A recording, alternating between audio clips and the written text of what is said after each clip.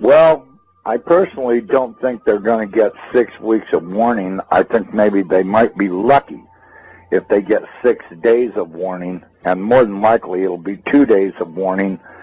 And they were told a month and a half ahead of time so that way they'd have time to decide what they wanted to put in their bags. Mm-hmm. And that 6 weeks of warning is nonsense. I mean, why would they give them 6 weeks of warning knowing that they'll blab the whole thing to everybody they ever knew prior to being packed up? I think they'll be lucky if they get 1 or 2 days of warning. They'll get called and say, it's time to go, and they'll have 15 minutes to get ready to head out. Yeah, well, that's what I'm saying. You know, I mean, knowing how these guys operate, I don't believe that they'll get 2 days of warning. I mean, they might get 1 day or 6 hours or, a half day or 1 day or 2 days. I don't think they'll get more than 2 days. I mean, really, do you? I think they have a good idea what the trajectory of this thing is, but I think we're not really going to see it until it's right up on our ass. Well, I'll tell you what, that would be my guess, that we won't see it until it's on us. But I will tell you one thing. We'll have some really good warnings if everybody's looking up and paying attention. First off, they'll notice red dust on the windshield of their vehicles. And at first it'll be light dust, indicating that it's 10, 15 hours away. If they notice that the dust is real noticeable on their windshield, they can bet that it's in less than 10 hours away. If they have heavy red dust on their windshields, it's only a matter of hours away, and they'd better immediately take cover because they're out of time. It's too late to decide to load this or that up. I don't think there'll be a lot of warning, but when we were looking at it on the Hubble, this red dust field appeared to be going out at least as far as maybe 2 times the size of the planet. So, that means that it's probably a few 100,000 miles going out into space around it, all the way around it, which means that just before it arrives, which will be a matter of hours, we'll start seeing red dust coming out of the atmosphere onto everything. And of course, a vehicle windshield would be the best thing to spot it on, because then you'll be able to see its true color and realize that you're seeing the red iron oxide dust from it. And that'll be probably between that and the earthquakes, and I think probably as it approaches, we'll start to hear the electromagnetic interference between it and us, maybe see bizarre events in the sky with the clouds, and, maybe colors flashing around in the atmosphere. There'll probably be quite a variety of warnings that it's approaching and that it's within hours of passing. It's going to be a lot more. The CIA people I talked to said that they're expecting at least a 220 to 230 degree roll, maybe a little more. They fully expect the center of the United States to be at the equator when it's over. No. I'm saying 220 to 230. That's what they're guessing. But then again, you got to remember. That's still a pretty good clip. Yeah, well, this thing's going to go by and give us a spin, and that's where we're going to supposedly stop. They told me they ran 10,000 case scenarios on shifting the planet upside down. They did it 10,000 times on the Earth. They tried different locations to see what they'd come up with, and it averaged out at 220 to 230 degree roll. So, I think probably them knowing the trajectory isn't, I don't think that's a matter of question. I'm sure they know the trajectory. I'm sure they know the exact minute it's going to show up. I've heard a lot of stories that I would only tell you in private about this, because it's so far over the top, most people would go into immediate denial if they heard it. So, The most I can say is that they better be expecting at least a 180 to a 220 degree pole roll when this happens. And as far as that bulge around the center of the planet, I got news for everybody. This thing is going to do a very fast roll, and that water is going to go everywhere. The Lord warned you. The oceans will roar from pole to pole. Is there some part of that nobody understands? The average depth? Yeah, what's the average depth of the ocean around the world? 10,000 feet. 10,000 feet. It's about 2.5 miles. That's the average depth of the ocean. Although the depth does increase at the equator because there's spots where it's averaging 7 miles deep. Pole rolling into the position of the South Pole.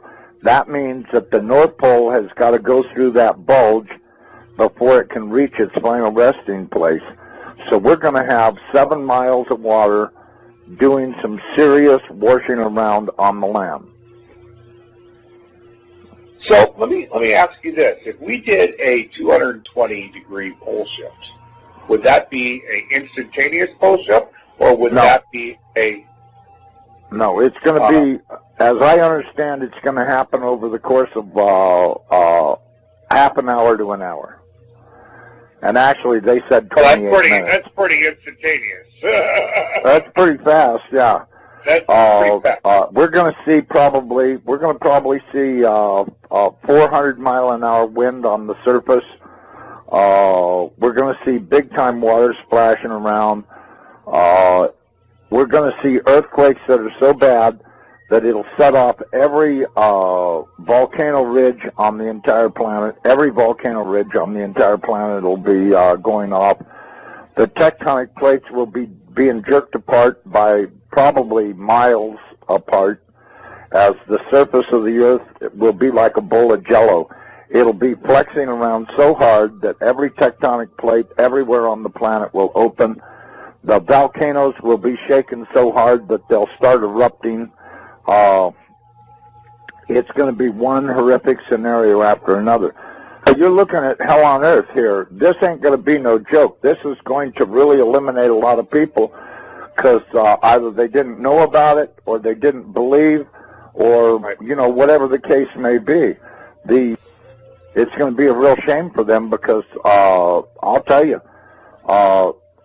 when Nibiru rolls the planet upside down, it's going to kill 4 billion people, and that's the first day, and the rest will survive on, but very few survivors will still be around when the weather finally gets good enough to get a full growing season, because they just were not prepared enough to make it, and it's going to eliminate a lot of people. I mean, I wouldn't be under these underground facilities that all of these elite people think they're going to hide out in, because they're going to be torn to pieces by the flexing of the planet.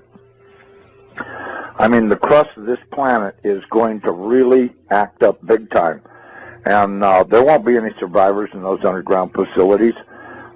Well, I'll tell you what. I really don't think that the survivorship of this will be real high because of the denial. The level of denial in this country is obvious by Department of Homeland Security planning to fight everybody. The United States government has been terrorizing everybody around the world forever and ever. The churches are all in denial. I mean, the Chinese, they take babies and cook them up into stew and stuff. It's taken over this planet, and that's why I said about the churches being asleep. The churches have not protested this at all, and they're going to pay dear for having kept their mouths shut and been politically correct. This is the one that's going to cost them their ass, and one evil thing stacked on top of another.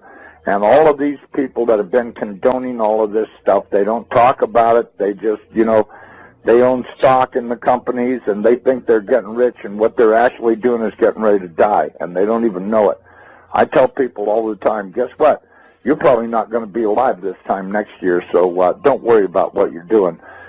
Well, but, one of his favorite subjects is to talk about giants, because our military has ran into quite a few of them in caves in the Middle East over there. And they've came across several ones that were alive. They've even managed to capture a couple of them. They've had to kill a few of them because these guys aren't little guys. Apparently they caught one recently that was, I don't know, I guess about 14 feet tall, and they had a hell of a time subduing him. They discovered that their small arms fire were not very effective against these guys, but, you know, when I think about the size of that spaceship that I saw last year going across the mountains here in Colorado, I don't know how big these guys are. Steve Quayle says they're real big, that some of them are as tall as 38 feet.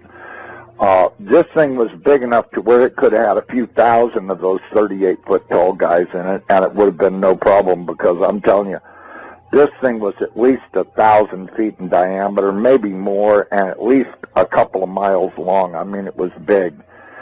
I don't have any trouble understanding that there could be races out there that are real big guys, and there's no way that you're going to be able to fight these guys to kill them or anything. You know, if you think about what happened, when was that, about 10, 15 years ago, that big one landed in Russia right in the town square, and these great big guys got out of it and were working on it while the whole town stood around and watched and went, holy shit, look how big these guys are. And they were great big guys. I guess they were about 12 feet tall or something, and they were working on their spaceship. And when they got it repaired, they flew off in it. But, you know, it landed right in the middle of the town square. Mm-hmm. And everybody in the whole town saw it. And it was a couple of mentions on the news about it, but not really too much. Mainly in the little rag newspapers and stuff were pictures of it. And a lot of people took pictures of it. They took pictures of the guys that were working on it, and they were great big suckers. So, you know, are there big guys out there? Yeah, there are. Well, the Bible says we're going to see all kinds of stuff happening. And I can tell you, these military people have been so far out of control for so long, I think the American people would be terribly shocked if they ever got away from their vomit TV and started checking out what their government's been doing. They would not only be horrified, but they'd be in shock and horrified at the same time, just how really far out of control these people actually are. And all of this stuff has been kept a secret because the American people are willfully stupid. And this is going to come home to haunt them. I can guarantee you there's going to be trouble on the horizon they can't even imagine. And I can tell you, just the thought of 14, 15-foot tall guys dressed in military uniforms doing God knows what. I mean, I've always thought since day one that the pyramids were built prior to the last pole shift, and that they were stacked up probably by these big guys, because there's really no other explanation for how stones that big got mounted up. I mean, you look at some of those things, and the architecture and design and construction is just so far over the top. And now we've got all of these ragheads over there in Egypt talking about they want to tear them down. Yeah, well, I was you know talking what? about that earlier today. Yeah, this is just insanity. They took out their dictators around the world. They've been taking out the dictators so that they could put in their dummies and get their one world order thing going, which is how they've got to do it. They've got to take out all the leaders in every country, and then place their Rothschild dictators in position. And of course, you know, that'll bring in their one world order because they'll all work for the same guy. But you know, now they've got these morons down there in Egypt that want to tear down the pyramids. They want to do this. They want to do that. You know, I don't know how they plan on doing it. You know, what are they going to put a nuclear weapon in the thing and blow it up or what? Because they're sure as hell not equipped to dismantle it manually. They'll have to blow the things apart. They put. I was afraid the government would respond to the financial crisis by doing more of the same policies that caused it. which is more deficit spending, more cheap money, more central banking and central planning. And as a result, I think the U.S. economy is now poised for a much bigger collapse. I think that what's coming is a sovereign debt crisis and a currency crisis that will make the financial crisis of '08 look like, the proverbial Sunday school picnic. This is something that's affecting the economy right now. Oh, absolutely. The fiscal cliff specifically is one of the major ways in which the slow recovery that we have could be completely derailed. Hard landing in China, euro collapsing, problems in the Middle East, and fiscal cliff is probably paramount in that area. As a matter of policy, as opposed to an apocalyptic. And the most important price is interest rates, which have to go up. That is but no one wants to let them go up because the banks will fail. We currently have no price integrity in any asset in America. And we're on the precipice of collapse. That's right. So this system is in collapse, and it's unbelievable, and most people don't even see what's going on. If you watch CNBC, if you actually pay attention to the U.S. media, they will always tell you there's green shoots or it's going to be a recovery. There's no chance of that. You don't think there are any signs of that? It's not possible. We're in the last days of this financial system in the U.S. This is Zimbabwe. When it starts to collapse, it's going to happen very fast. If people don't start to wake up to what's going on, they're going to get hurt in this collapse. But this is where it's going now, that we have to now just get as far away from the U.S. and from the Western world, because this collapse is going to be messy. We've got to ask ourselves, why are the feds preparing for a war against Americans? Why have they bought now more than 2 billion bullets, all kinds of arms and ammunition, and now more than 2,700 tanks to patrol in America and keep order? We're told it's because they love us. We're told it's to keep the peace and to increase safety. But of course, we also know from Army documents, from Homeland Security reports, and a lot of other information that it's really to occupy America and prepare for civil unrest and a total economic collapse that will include gun confiscation. The rise of the warrior cop. So, what do you mean? Our cops are getting increasingly like soldiers. They're being dressed like soldiers, they're being armed like soldiers, they're sent out in the streets told they're fighting war. And when you do that, we shouldn't be surprised when we see some of the results we've seen at the lead-in, where they start treating American citizens more like enemy combatants than citizens with rights. Meaning, mostly you're talking about these SWAT team raids. Over the last probably 20 years, there's been about a 1,500% increase in the number of SWAT raids in the U.S. Often it's 10 or 20 guys dressed in black, heavily armed. I mean, they look like a military squad. I mean, they look like a unit that would invade a village in Iraq looking for insurgents. Speaking of the police state, which 9/11 ushered in, a 16-year-old is questioned by FBI officials over a YouTube video that he uploaded. According to Justin Holman, a 16-year-old, after having uploaded a YouTube video which highlighted how America was slipping into a police state, he was visited by FBI officials. Police state? I want to ask one of them why they're here. What's up, nigga? Police state? Police state, bro. Police state. 4th of July. Here's our video. M16s.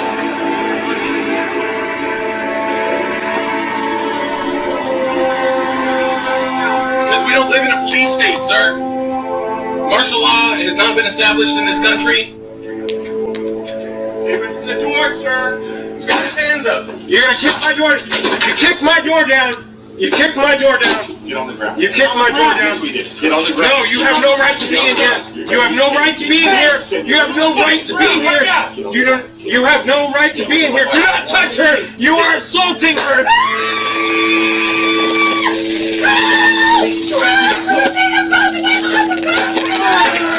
Yeah, I didn't open up the door. I went open up. Now they're barging in my door for what reason?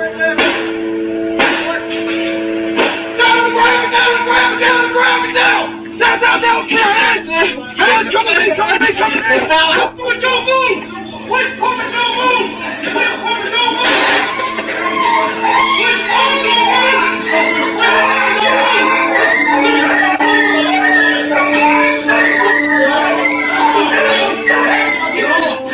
If what we I saw in response to bombs was that. What will the response be in the wake of something bigger? Is that when we'll see martial law take effect across the country? And more importantly, will people just accept it entirely out of fear? It was never meant that we would have this gigantic police force from the federal government. I mean, we had martial law up there. FBI and all these agents coming in, closing things down, going to people's houses. The police state is staring us in the eye, and it's getting more and more imposed upon us and more imposed on society every day.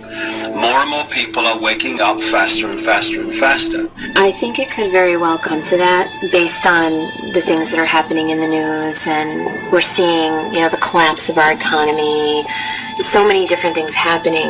I have spoken with one federal agent, and the information succinctly boiled down is this. There is an event coming, Steve, in the very near-term future that is going to affect the United States of America to its very soul.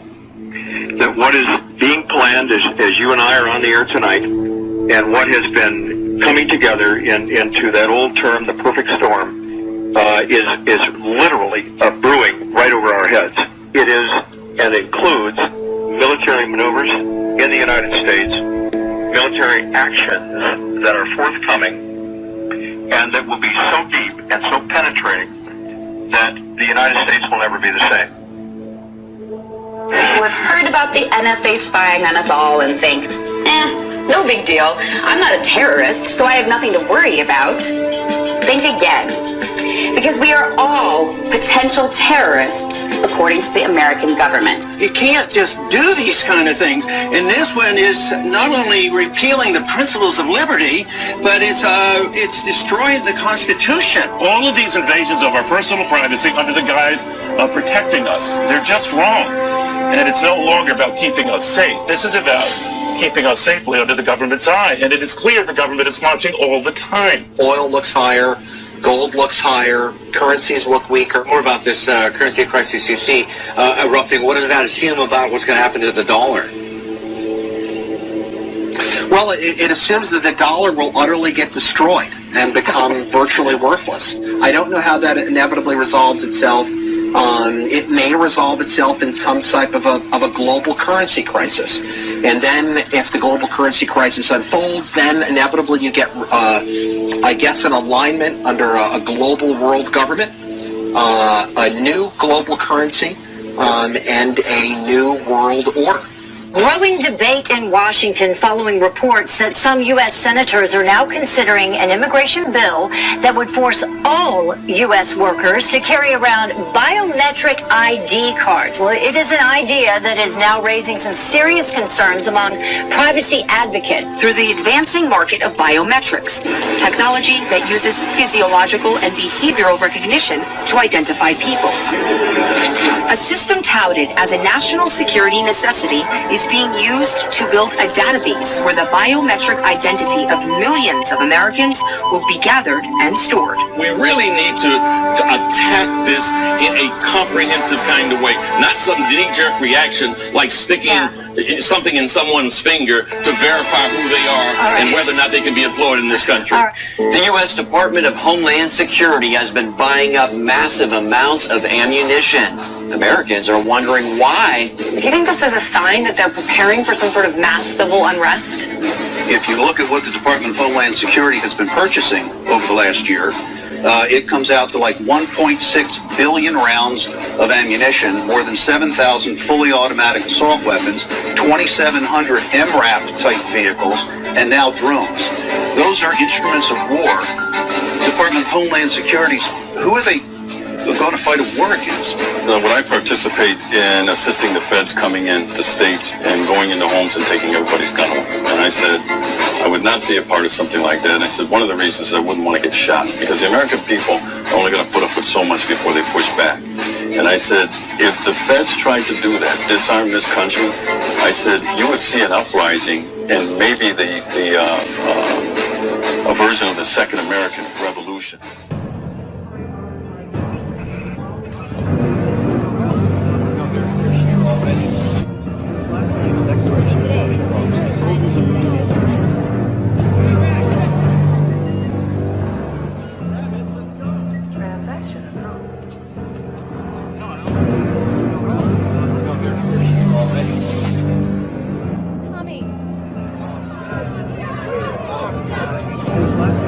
Operation March folks. Soldiers are moving in secure key areas. Response to UN President Minneapolis.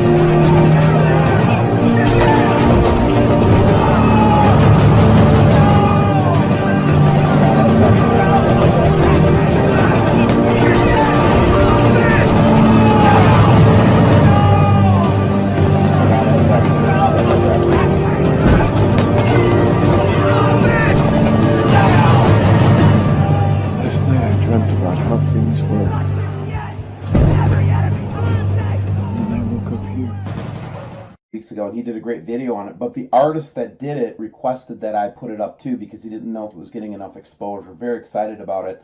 But again, it's the polarized lens drone flight that you saw, and we're going to analyze that a little bit together, okay? So here is the footage, and he actually goes back and forth on it, trying to see if he can get it to lens flare. And as I push in and up on this thing and look at it really closely, you can see the orbs. Okay. Now, do I think that these are planets? Do I think that they are sun? What do I think these things are? Okay. Well, what I really think that these things are, if you look really close at this, you can see that there's a little bit of a bite on this second orb right here. So what I'm thinking that these objects or phenomena is I really do believe that this is the false sun, and this is the real sun. Or one of these two things is the real sun. So it shows us not two planets necessarily, but maybe it still shows and points to the phenomenon that we're looking at. The next thing I want to look at is this. Okay, this is an IRT camera, NASA IRT-F exterior of the dome. And watch this, and then we're going to manipulate the photograph a little bit here in a second. This is the first time I've seen this. This could be some reflections off the thing. But there is definitely something over here that I've never seen before. Let's take a closer look. Okay, and now with the magic of photo manipulation, I will try to see if we can see what is there. Okay, well, I bump the saturation, then I play with the brightness. I always do it the same way every time. Just look at the brightness a little bit, and then I contrast it up. So now let's look at that as it moves. And you can see some textures on there and so forth. So just an interesting little take on that thing, okay? The next picture I'm going to show you, and this is the orb that we continue to see in Alaska, again, seen today at the Perryville Southeast location. Not as dramatic of an apparition as we had a couple days ago, but there it is. That's untouched. And just like I do, I'm getting to the point now where I think it's best for everybody to kind of see me do it untouched first, and then you can see me bump the saturation up a little bit, and bump up the brightness, okay? And a little bit of contrast. There's actually no photoshopping or anything like that going on here. But again, this object has been seen literally all over the world. It's being seen in all cameras now. And you say, well, when I look up, I can't see it. Well, the reason for that is because they're blocking it with special nanotechnology up in our skies. That's why you see these big chemtrailers going around all the time doing that. So it makes it very difficult. But the difference between an eyeball and a camera is a camera will pick up a little bit on the side of IR and a little bit on the side of UV that human eyes don't do. And you have to look at the specifications of each camera to find that out. But in this case, what we're seeing in these pictures is absolutely either a refraction of an object that does not belong in our solar system or the object itself. Now, we've seen this for a long time. So what it convinces me is that this is the Nemesis star hung in its orbit, per the information that we've gotten from inside sources, that it came in fast and then it slowed down in 2007 through 2012. And from 2012 to 2017, things were pretty stable. We were still seeing the objects on Setchi, etc. But as we learn more information, we know now that the star itself is back in movement again. So we have to keep a very close eye on it with the things in mind that we know. The next thing I'm going to show you, though, is quite remarkable. This is from a sky cam in New Mexico today. Check this out. Do you see how the object rotates? And do you see this little doodad right here? That, my friends, I believe is the real object down here. And I believe that this is a reflection of that object on that upper layer of the atmosphere. That's why it sometimes has a lot of detail and sometimes doesn't have a lot of detail. It depends on the angle of the camera. But as you can see, this is a large orb surrounded by a red dust with a hole in it. Next thing I want to look at with you, and this is one of those rare shots. I don't know if you guys watch the all sky cameras, but this is, I think, from Moonglow Observatory. And they have been clouding this area really, really bad because I think it's an ideal location to view the system. And you'll see what I mean here in a second. The green planet object shows up and the red object shows up in this particular cut. There it is. Did you see it? See if I can get it back on here again.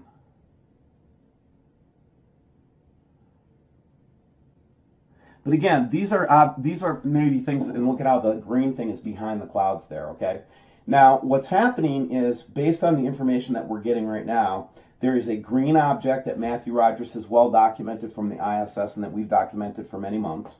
And there's a large red object out there that we think is the Nemesis Hercules star. And then, as you'll see tomorrow night when we talk to Bob Evans is going to bring us some earth-shattering photography tomorrow. He's bringing us best shots. Bob has been collecting this stuff for a long time, okay? And I think that we're privileged to have him as a speaker at the Thrive Conference in Boise and in Minneapolis. And we're privileged to have, also now, we have confirmed that David Meade is going to be at the conference. So what this is forming up to be is the Titans of Planet X conference, is what it's really turning out to be right now. So make sure you check that out. Check out the information. Click on the link below and see if you want to attend that. Similarly, WSO Live, we're putting up premium content every day. There's been, some people have been trying to keep people from looking at our material on there by saying there's nothing there and it's not worth it. Well, I'll tell you something, man. We have no complaints about our content. We might have complaints about some technical issues from time to time, but WSOLive.com has some of the most interesting interviews, pictures, videos, things that you will very, very much value from. Nobody complains about the content on there once they're a member, guys. All right, so let's move on to the next. These pictures just came in hot. I want to put them in this video today. Guys, it's getting so real right now. When I think about David Meade and date setting and all that kind of stuff, the people that we're talking about, guys, the amount of information that is crashing in right now to all the researchers right now. If you go search Nibiru, there's going to be about 1.7 gazillion hits. The information is leaking out. People are becoming aware. The truth is vibrating. That we're coming into a truth vibration, or at least some of us are. And when you see things like what I'm seeing here, this is very convincing evidence. And what this particular artist creator did was they went and took pictures from the UVMet network. And it turns out that we're seeing, not just here, okay? Look at this. Look at it move across the sky.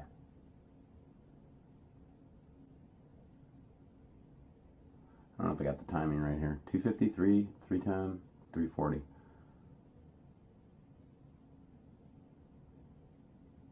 Remember when Jeff P used to say that was like Nibiru, when you'd see that spider thing like that, and everybody was saying it was a spider on the lens? Well, I guess they were wrong, huh? Let's take a close look at this object. So anyway, everybody's like asking me like, oh, Steve, if you think the end is coming, why would you want to be a part of WSO Live? Well, here's why.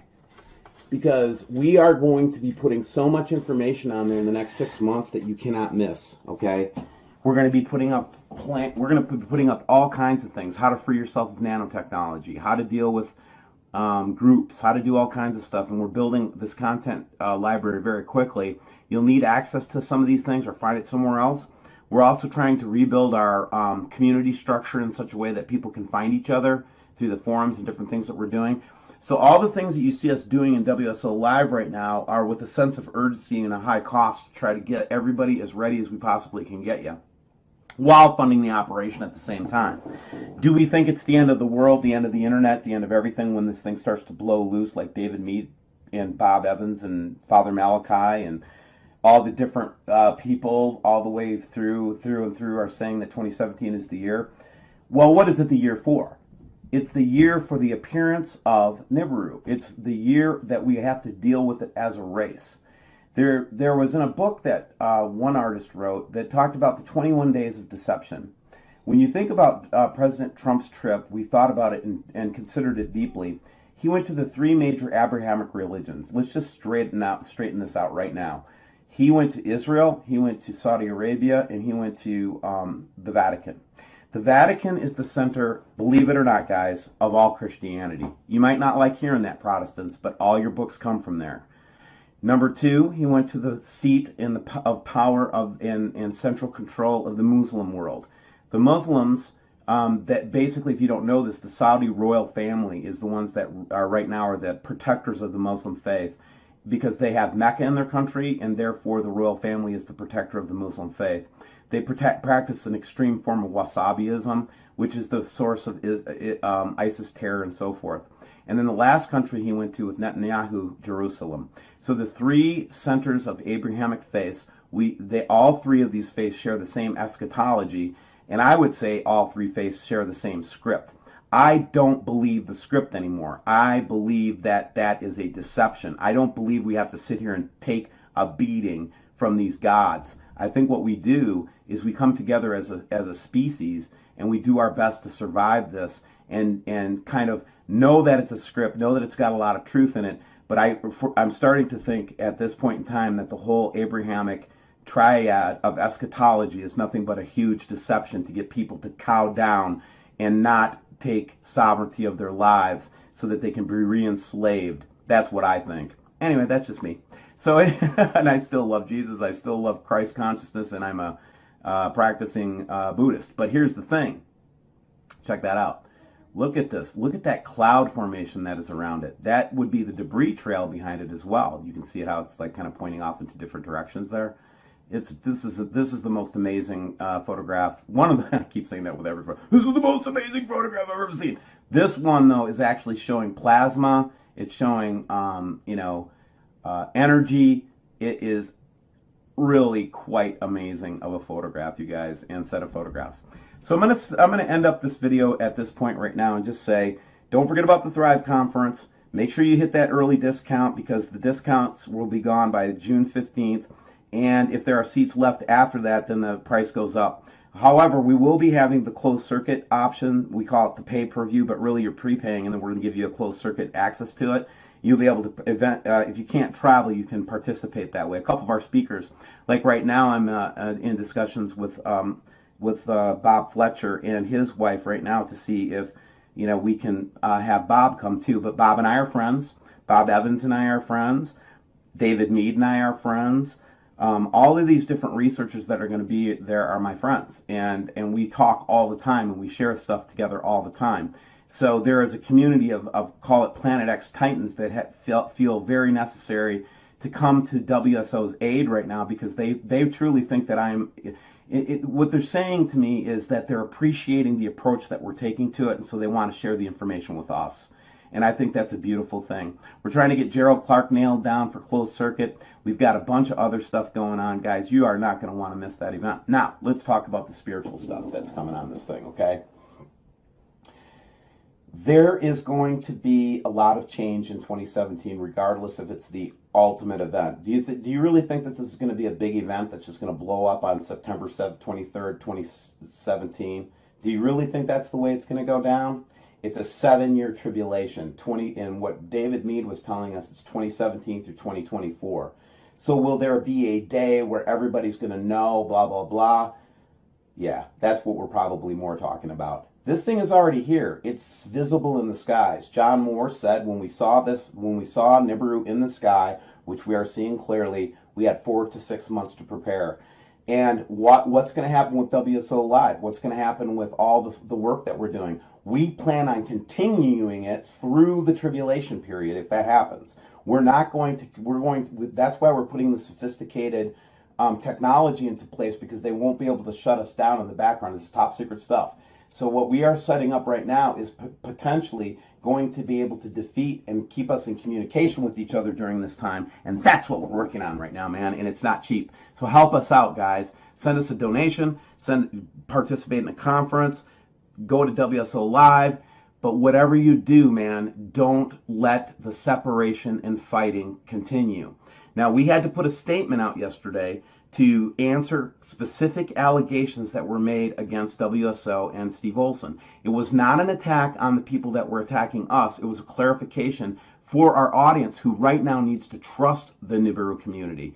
We need to learn to retrust each other and reconcile and share information, not take information from each other. This is not a competition or a marketing contest. This isn't about money or making money. This is about us helping the human race to understand what's going on the best we possibly can, to pull together with our Muslim, Jewish, Hindu, Buddhist, all together as a species now, and not be under the influence of the powers that be, nor under their control anymore. This is our opportunity to break that pattern, and that's what we should be about. We should be about the research. We should be about the information, not about trying to cut each other down. Scott, all the guys over at, all the guys that are working on Nibiru Planet X, David Dobbs, any of those kinds of channels, if there's been any conflict, there is none coming from us. But we can't let accusations stand, you guys. We weren't trying to attack anybody else. We just want to make sure that you understand that our intentions are pure. I have tons of people that are lining up behind WSO right now that want to help us, that have been longtime players in this space. Bob Evans and I spent 2 hours on the phone today preparing for our call tomorrow. You do not want to miss the Bob Evans interview, guys. That is going to be unbelievable, the information that he's bringing us. So anyway, last point, love each other. Be kind to each other. Don't try to hurt other people. Focus on your own development. Focus on your connection with Source. Focus on your connection with God. Focus on your spiritual life. Do not outwardly focus, inwardly focus, and then